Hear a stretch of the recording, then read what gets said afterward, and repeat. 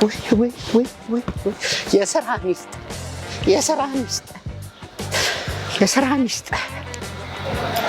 የሥራ ሚስት ምንም እንዳንከራተትከኝ